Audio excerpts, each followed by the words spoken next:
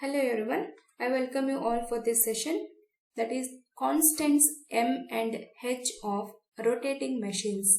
Let us consider the alternator or a synchronous generator where the input of alternator is a mechanical and the output is electrical. We know that the kinetic energy of the mechanical system can be written as half J omega square. So what is this omega? It is the angular speed with respect to the mechanical system, where J is the moment of inertia in kg meter square and omega sm is the angular speed of the system in radian per second. Here we have two different conditions. That means we have seen the rotor angle stability will be depends upon the balance between the electromagnetic torque and the mechanical torque.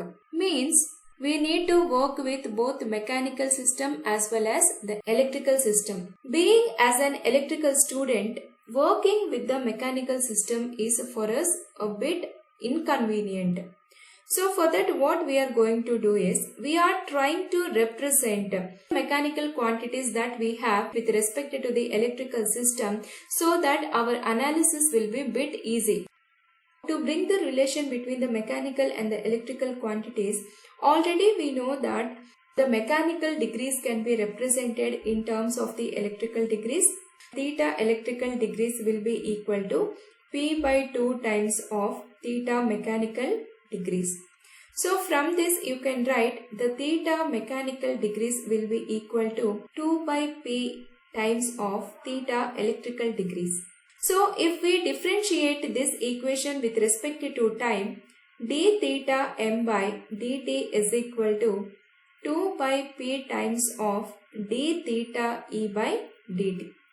So this is the angular speed with respect to the mechanical system. So because it is the mechanical degrees, so whatever the speed that we are going to represent will be with respect to the mechanical system, and this is the electrical degrees, so the angular speed will be with respect to the electrical system. So therefore, we have got the relation that the angular speed of the mechanical system will be equal to 2 by p times of the electrical system. Now we could able to convert this omega sm into the electrical system. We should completely convert this kinetic energy mechanical terms with respect to the electrical system. Let us give this as equation 1 and this as equation number 2. By substituting equation 2 and 1, we will get the kinetic energy is equal to half J. In place of omega sm, we have 2 by p times of omega s whole square. So this can be written as half into j times of 2 by p whole square into omega s into omega s. So I am going to rearrange this equation as half j 2 by p whole square into omega s into omega s. So we know that inertia constant m is equal to I into omega or j omega. So here we have j into omega with some constant. So where this term can also be represented by m into omega s. So therefore we can represent the kinetic energy is equal to half into m omega s, where m is the inertia constant. So from this, the inertia constant m can be represented as 2 times of kinetic energy divided by omega s. Let us represent the unit for the inertia constant m, that is the kinetic energy unit is a megajoule divided by omega s is the angular frequency in the electrical system. So that means this will be angular frequency will be represented by radian per second. Since it is with respect to the electrical system, so this will be represented by electrical radian per second. So now let us give this as a equation number 3. If you see the inertia constant, even though we are calling this as a constant, it will vary with respect to the disturbance, because this term is having angular frequency term. Therefore, if there is any disturbance occurs in the system, the angular frequency will change. Further, it may cause the changes in the inertia constant. Therefore, we are going to use the another inertia constant for the stability studies, which is not going to change with the disturbances. That we are taking it as a inertia constant h. So this inertia constant h is defined as the ratio between kinetic energy stored divided by machine rating. So generally in a three-phase system, the machine rating will be provided in volt amperes. If it is a large capacity systems, it will be provided in MVA. So since the rating will be provided in MVA, the kinetic energy stored also will be represented in megajoules. So therefore, the unit for the inertia constant h is equal to megajoule per MVA. From this, we can represent the kinetic energy is equal to the machine rating generally will be denoted by G. So that is a generator rating. That is G into H, where G is the base MVA and H is the inertia constant. So from this you can represent the inertia constant H is equal to kinetic energy divided by G. And we can bring another relation from this. H is equal to kinetic energy by machine rating. Machine rating is nothing but a power, that is the apparent power.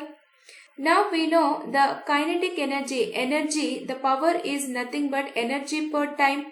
So you can represent these two. If you get cancelled, this is T. That means the inertia constant may also represented in terms of seconds. So the unit for the inertia constant may also represented in terms of seconds. That means if the unit is provided in megajoule per MVA or seconds, that means we know the value of H.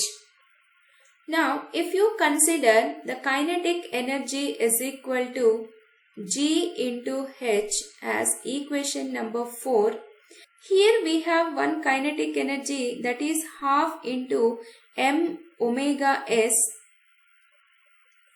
and here we have another kinetic energy G into H.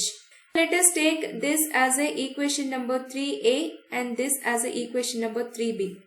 So if we equate the equation number 3a and equation number 3b, we will have half m into omega s is equal to G into H. So from this, let us get the equation for m. M is equal to 2 times of G into H divided by omega s, where omega s is equal to 2 pi f, that is equal to 2gh divided by 2 pi f. So this 2 get cancelled. Therefore, m is equal to gh by pi f. So we know the unit for the inertia constant is megajoule per electrical radian per second if we have pi f here. Suppose if we have gh by 180 f, then this can be represented as megajoule per electrical degree per second.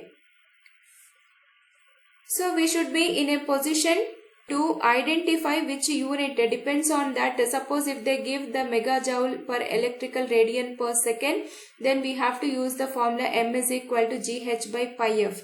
Suppose if they have given the unit megajoule per electrical degree per second, then we have to use, that is, inertia constant m is equal to gh by 180 f. Suppose if they have given the inertia constant either in seconds or megajoule per MVA, then we should realize that the given inertia constant is h, not the m value.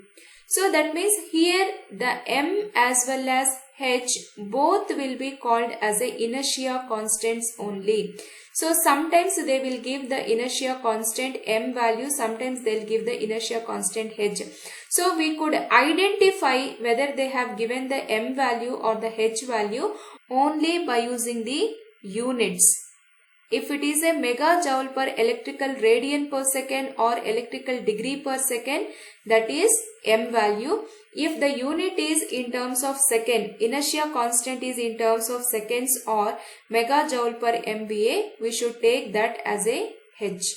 Suppose if you want to represent in terms of the per unit quantities, so what will be the per unit quantity? If we divide this value with the base MVA, then that quantity will be represented in per unit. In the per unit system, we will have only the h by pi f or h by 180 f. So we won't be having any g terms if you represent in terms of the per unit quantities. I hope it is clear. Still, if you have any doubt, please let me know. Thank you.